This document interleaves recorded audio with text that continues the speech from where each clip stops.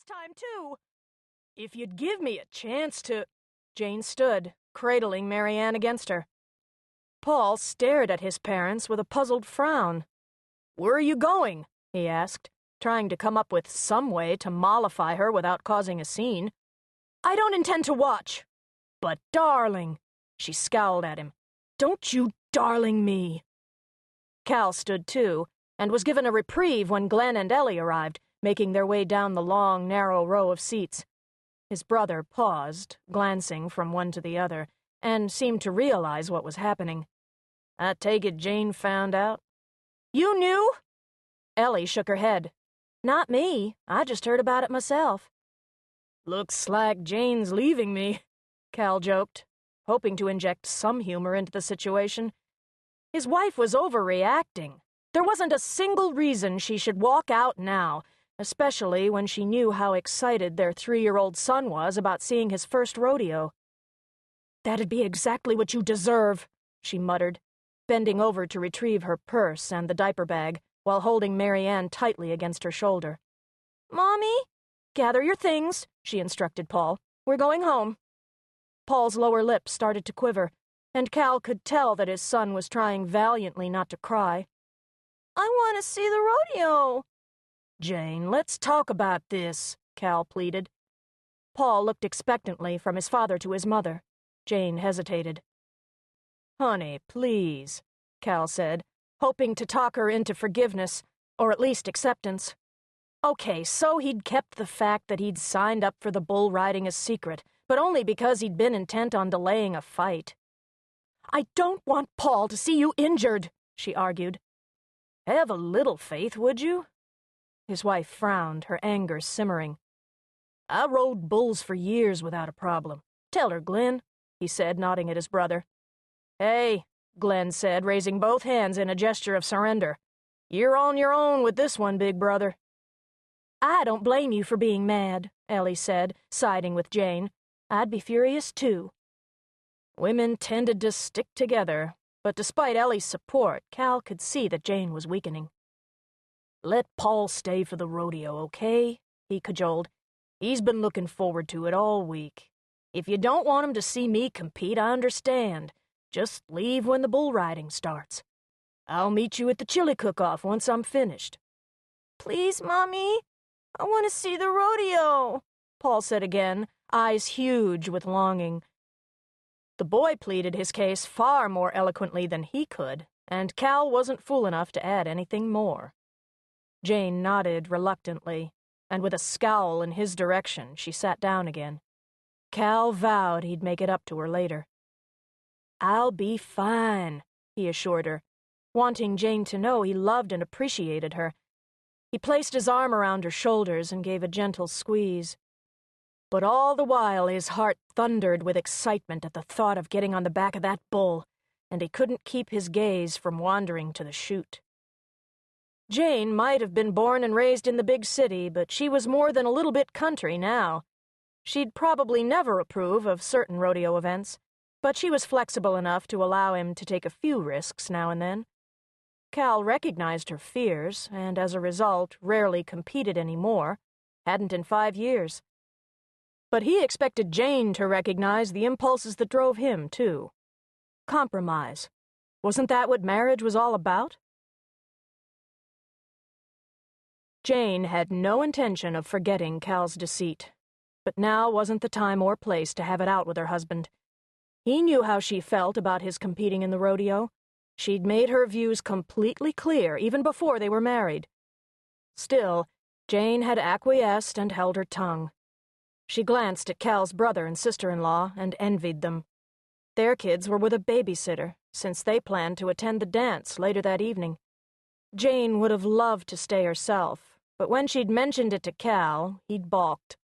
Dancing wasn't his favorite activity, and he'd protested and complained until she dropped it. Then he'd pulled this stunt. Men. Partway through the rodeo, Paul fell asleep, leaning against her side. Cal had already left to wait down by the arena with the other amateur riders. As the time approached for him to compete, she considered leaving, but then decided to stay. Her stomach was going to be in knots whether she was there watching him or not.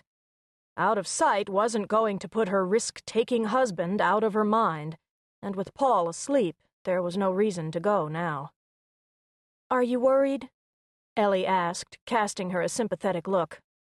Damn straight. I don't know what Cal was thinking. He had more to lose than ever, and to risk injury for no practical purpose was beyond her comprehension. "Who said he was thinking at all?" Ellie teased.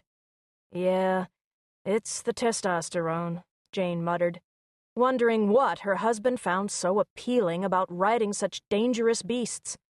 Her nerves were shattered, and that wasn't going to change. Not until she knew he was safe. "I was hoping you and Cal would come to the dance." Ellie was obviously disappointed, but no more than Jane herself. She would have loved an evening out. Had she pressed the issue, Cal would eventually have given in, but it hadn't seemed worth the arguments and the guilt. Besides, getting a sitter for the day would have been difficult, since nearly everyone in Promise attended the annual Labor Day rodeo, and Ellie had managed to snag the services of Emma Bishop, one of the few teenagers available for babysitting. Cal didn't want to leave the kids, she explained. There would be other dances, other opportunities, Jane reassured herself. "He's up next," Glenn said. "Go, Cal!" Ellie squealed, and despite her effort to sound sympathetic, Jane could tell her sister-in-law was truly excited. Sure enough, Cal's name was announced. Jane didn't want to look, but she couldn't stop herself. Cal was inside the pen, sitting astride the bull. She held her sleeping child more tightly and bit her lower lip hard enough to draw blood. Suddenly, the gate flew open and 1,500 pounds of angry bull charged into the arena. Almost immediately, Glenn and Ellie were on their feet, shouting. Jane remained seated, her arms around her children. "What's happening? What's happening?" she asked Ellie. "Cal's doing great!" she shouted. Jane could barely hear her over the noise of the crowd. Ellie clapped wildly when the buzzer went. "He stayed on!" she said proudly. How he'd managed to last those 8 seconds, Jane had no idea. "Phew! Glad that's over." Ellie sank down next to Jane. "My brother's got a real flair for this," Glenn said to no one in particular. "He could have gone on the circuit if—" He let the rest fade. "If he wasn't married," Jane said, completing his thought. Actually, Glenn's assessment wasn't really accurate. Her husband was a long-established rancher before she'd ever come on the scene. He'd competed in rodeos since he was in his teens, but if he'd been interested in turning professional, he would have done so when he was much younger. She had nothing to do with that decision. "Glenn," Ellie said, squeezing her husband's arm. "Who's that woman over there?" Ellie was staring at a brunette standing near the fence. "What woman?" Glenn asked. "The one talking to Cal." Jane glanced over, and even from this distance she could see that the other woman was lovely. Tall and slender, she looked like a model from the pages of a Western wear catalog in her tight jeans, red cowboy boots, and brightly checked shirt.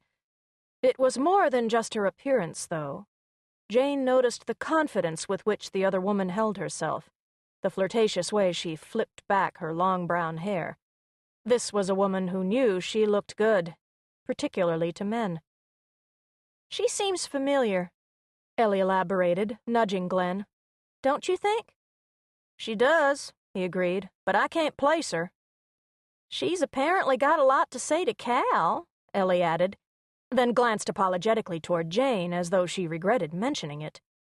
Jane couldn't help being curious. The woman wasn't anyone she recognized. Normally, she wasn't the jealous type, wasn't now, but she found herself wondering how this rodeo princess knew her husband. It was clear from the way the woman moved that she was speaking animatedly to Cal, gesturing freely. For his part, Cal seemed more interested in what was happening with the rodeo than in listening to her. Jane supposed she should be pleased by his lack of interest in another woman, and indeed she was.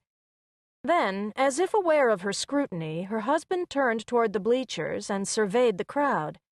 His face broke into a wide grin when he caught her eye, and he waved. Earlier, she'd been annoyed with him. In fact, she still was. But she never had been able to resist one of Cal's smiles.